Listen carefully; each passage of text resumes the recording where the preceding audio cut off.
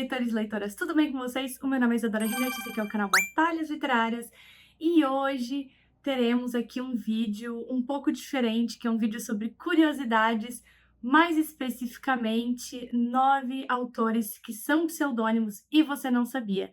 Então, Bia, roda a nossa vinheta nova, que a gente tá com identidade nova no canal, e eu já volto. A mulher tá um luxo, a mulher está um luxo, tá? Ela está um luxo, tá linda, tá arrasando, tá maravilhosa. Olá, leitores e leitoras! Então, vamos lá aos 9 autores pseudônimos, que são os 9 autores... 9? Do quê? Vamos lá, então, aos 9 autores que são pseudônimos e você não sabia. Em primeiro lugar, temos Robert Galbraith. Ele, na verdade, é um pseudônimo muito famoso pelo chamado do Cuco. Bia, por favor, coloca a capa aqui do lado. E Robert Galbraith é um pseudônimo de J.K. Rowling. Ela escrevia livros de mistério e romance policial sobre o pseudônimo de Robert Galbraith, porque ela não queria que as pessoas associassem os livros que ela estava lançando de mistério com Harry Potter, porque ela ficou conhecida por Harry Potter, então qualquer coisa que ela lançasse no nome dela ia ser ou comparado, ou da autora de Harry Potter, né? Sabe? E então ela decidiu criar esse pseudônimo, também um pseudônimo masculino, e a gente vai falar sobre pseudônimos masculinos mais pra frente, porque isso entra muito em pauta nessa lista que eu tenho aqui, ok? Então, o primeiro, Robert Galbraith, o chamado do Cuco, na verdade, é da J.K. Rowling. O segundo nome que a gente tem é Mary Westmacott. Talvez tu não reconheça esse nome muito de frente, porque ela é uma autora de romance, peças de teatro, de época. Livros conhecidos dela são O Retrato, A Carga, O Conflito, muito famosos na literatura inglesa, e não é nada mais, nada menos do que Agatha Christie. Agatha Christie queria escrever livros de romance, peças de teatro um pouco mais românticas, puxando mais pro lado adulto. Então ela decidiu escolher o pseudônimo Mary Westmacott para conseguir publicar esses livros sem, de novo, a mesma temática da J.K. Rowling, conectar os livros dela de mistério, romance policial, com os romances que ela escrevia. Tu pode até se perguntar, mas Isa, qual que é o problema de escrever ali, né, uma literatura e um mistério ao mesmo tempo tendo o seu próprio nome? Aí a gente entra num caminho meio obscuro, que é o arriscar-se. A gente tem uma autora muito famosa que é a Jamie Maguire. Ela escreveu toda a série dos Irmãos Maddox, Belo Desastre, Desastre Iminente, Bela Distração, aquela série que vocês provavelmente já conhecem, até inclusive Belo Desastre já virou filme. E ela decidiu se arriscar a escrever. Eita, eu voltei do interior com um sotaquezinho, né? Chico Bento no shopping! Ela decidiu escrever um livro sobre apocalipse zumbi chamado Red Hill, que é muito ruim. Ah lá, nem vou ler. Inclusive, eu falo sobre esse livro nesse vídeo, não sei em qual do lado que dá o card, aqui em cima, que é Autores Maravilhosos com Livros Ruins. Então, eu recomendo tu assistir, porque lá tem bastante desse tipo de coisa, mas justamente, o livro foi muito ruim, e esse livro ficou associado ao nome dela. Então, ela poderia ter usado um pseudônimo para fazer isso. É uma decisão muito pessoal, mas só dando o outro lado da moeda para vocês verem um pouquinho, comparar um pouquinho a diferença, tá? Então, vamos agora para o terceiro nome. George Orwell é um pseudônimo. Eu tô passada, chocada. Meu Deus. Jesus. Caso tu não reconheça o nome de cabeça, A Revolução dos Bichos, 1984, foi escrita por George Orwell, que é um pseudônimo de Eric Blair. Eric Blair era um jornalista e ele decidiu usar o pseudônimo George Orwell por 2 motivos. O primeiro é que, como a escrita dele era muito revolucionista, entre aspas, ele queria evitar que o nome de família dele, o Blair, ficasse com características e... ele não queria relacionar, basicamente, o nome de família a mendigo, vagabundo, enfim, né, essas coisas assim. Ele decidiu usar esse pseudônimo. E o segundo motivo era porque ele achava que um nome inglês como George Orwell iria se dar melhor escrevendo esse tipo, o porquê tipo desse nome em específico, ele escolheu porque achava que esse nome seria bastante inglês e, portanto, teria bastante notoriedade na escrita dos seus livros, que são, assim, bem políticos, digamos assim. Em quarto lugar, temos Richard Bachman. Esse eu não canso de falar, eu amo falar sobre Richard Bachman. O Richard Bachman, para quem não conhece, escreveu livros de terror, suspense, como Os Justiceiros, A Autoestrada, O Concorrente. Ele escreveu esses livros que são muito conhecidos, principalmente A Autoestrada e Os Justiceiros. São muito conhecidos e muito notórios. E, na verdade, o Richard Bachman era um pseudônimo do Stephen King. O quê, querida? O Stephen King, ele tinha saturado o mercado com o nome dele. E ele queria duas coisas. A primeira, continuar escrevendo, e a editora estava dando uma segurada nele para não saturar ainda mais o mercado com os livros dele, porque ele tem muito livro escrito. E o outro motivo era porque ele queria ver mesmo se ele era talentoso ou se era só o hype de Stephen King, sabe? Então ele decidiu aí criar o pseudônimo Richard Bachman para tirar a dúvida real e para continuar lançando os livros que a editora dava uma barrada porque estava muito saturado o mercado com o nome dele. Eu duvido que tu sabia esse do Richard Bachman, mas tudo bem, vamos seguir. Legal! Bem louco! Em quinto lugar temos, meu Deus, eu não sei pronunciar esse nome, Currer, Ellis e Acton Bell. Eu acho que eu pronunciei certo. Achou errado, otário?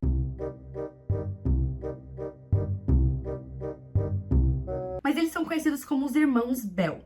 E, na verdade, o livro famosíssimo deles, chamado Poemas, são das Irmãs Bronte. Sabe, Charlotte?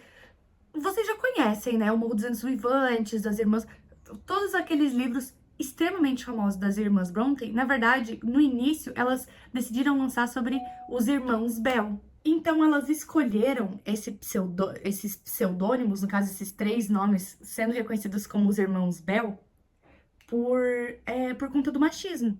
Na época era muito difícil um livro de mulher, primeiro, ser publicado, mas caso fosse, ter qualquer tipo de notoriedade. Machista! Então, na época era muito difícil. E aí eu vou juntar agora o machismo na literatura antigamente, não tão antigamente, e atualmente. Antigamente era extremamente difícil, vocês sabem disso, porque mulheres não eram consideradas intelectualmente ao mesmo nível, sabe, de homens. Então, eu não sei se vocês sabem, mas as Irmãs Bronte publicaram, né, ali sobre o pseudônimo que eu acabei de falar. Aí o machismo já era extremamente imenso, que era o antigamente. Aí a gente tem o não tão antigamente, que é a Agatha Christie. A Agatha Christie, ela publicou esses livros sob um pseudônimo para diferenciar. Porque, de novo, o mercado editorial não aceitava que uma mulher poderia escrever mais de uma coisa. Homens escrevendo suspense, terror, mistério, livros autoajuda, política, etc. Podia, tranquilo, é nóis. Mulheres jamais precisava ter aquele assunto e aquilo era o máximo que podia. E a gente tem um mais atualmente, que é a J.K. Rowling. Caso ninguém saiba, o que eu acho extremamente difícil, J.K. Rowling, a gente conhece ela como J.K. Rowling e não como Joanne Kathleen Rowling. A gente conhece ela como J.K. Rowling porque quando ela foi publicada depois de 12 recusas, quando ela chegou na última editora, que era uma editora assim mínima, de fundo de quintal, que ela conseguiu que aceitassem e ainda assim só iam imprimir 100 cópias, eles falaram não, a gente não pode colocar um nome de mulher para uma aventura, para um livro de fantasia, ainda mais, quem dirá, um livro protagonizado por um menino. Então, a gente não pode colocar o teu nome como mulher, porque senão não vai vender. Então, ou tu muda, ou, né? E aí veio o J.K. Rowling. Richard Bachman foi uma coisa que ela escolheu muito tempo depois para publicar os livros de mistério, porque realmente ela achou que ia ter mais reconhecimento por ter um nome de homem na capa, e realmente teve. E porque, convenhamos, é muito mais fácil tu vender qualquer coisa tendo um crachá de macho, entendeu? Do que de mulher. Era o menos relacionável pra ela. Ter o nome de um pseudônimo de homem na capa era menos relacionável a ela do que se ela colocasse um nome de mulher. Entende? Então as pessoas iam demorar um pouco mais pra descobrir até. ok? Fechando esse assunto, vamos seguir na pauta. Nós temos em 6º lugar, esse aqui é famosíssimo, Lemony Snicket. Caso tu não reconheça o nome, com certeza tu conhece as histórias Desventuras em Série. Desventuras em Série é uma série de livros enorme, que ficou muito famosa, tem série, tem filme, é incrível, as histórias são sensacionais. Só que é uma história extremamente política. Caso tu só tenha lido ou assistido quando tu era mais criança, eu super recomendo que tu releia, que tu reassista, porque tu vai ver todo o lado político da coisa. E Lemony Snicket, na verdade, era o pseudônimo do Daniel Handler. Ele usou esse pseudônimo de Lemony Snicket para entrar em lista de divulgação de partidos de direita, para fazer suas pesquisas sobre como colocar os personagens de certa forma dentro do livro. A Isadora direita, não, extrema direita, tá, gente? Extrema direita. Eu acho importante frisar isso, porque senão daqui a pouco eu tô tomando hate antes mesmo de ser famosa. Um pouco triste.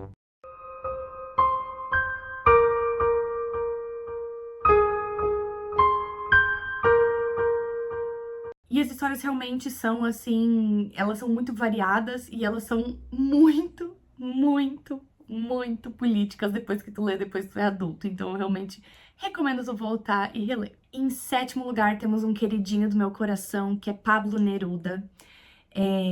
Fico conhecidíssimo aí pelo Carteiro e o Poeta, que acho que é o meu favorito dele, assim. Eu acho que tem um também que é 100 Poemas de Amor, que eu também gosto pra caramba. Não sei nem onde é que ele tá, gente. Uma infelicidade da vida, não sei nem onde é que tá, mas eu adoro.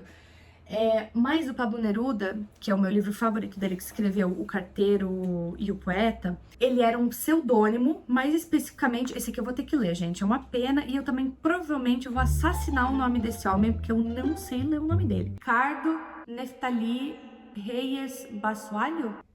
Deixa eu tentar ler em espanhol. Ricardo Neftali Reyes Basualho. Melhor ter mantido no português, né? Mas enfim, o Pablo Neruda, no caso, o Ricardo, ele precisava desse pseudônimo para que o pai dele não descobrisse. E a gente vê exatamente isso no Carteiro e no Poeta. O carteiro, o poeta do livro é o Pablo Neruda.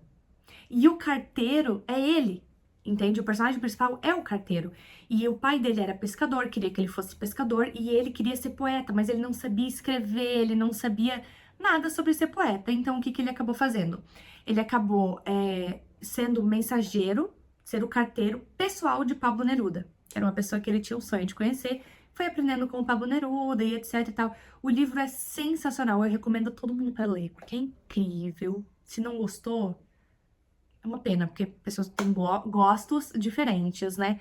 Mas eu gosto particularmente muito desse livro, e eu acho uma informação muito legal de que Pablo Neruda, na verdade, é um pseudônimo de Ricardo Reyes Basualho, sei lá, alguma coisa assim.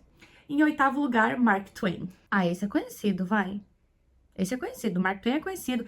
Tom Sawyer, As Aventuras de Huckleberry Finn, esse é conhecido, não vou me dizer que não. Mas Mark Twain é um pseudônimo de Samuel Langhorne Clemens. Também não sei se eu falei esse nome certo, outra infelicidade da vida, né? Então, o Samuel Langhorne Clemens, ele era um humorista muito, muito conhecido, e ele usava esse pseudônimo porque as histórias dele eram sobre o racismo e eram sobre contra a política da época.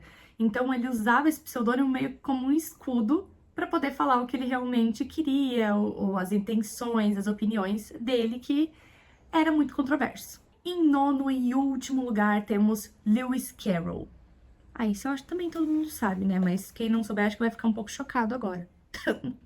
Lewis Carroll foi quem escreveu Alice no País das Maravilhas, Alice através do Espelho. Então, eu acho que assim, as pessoas ouvem o nome e não lembram quando lembram da história, olham, lembram da capa, e aí da capa lembram o autor.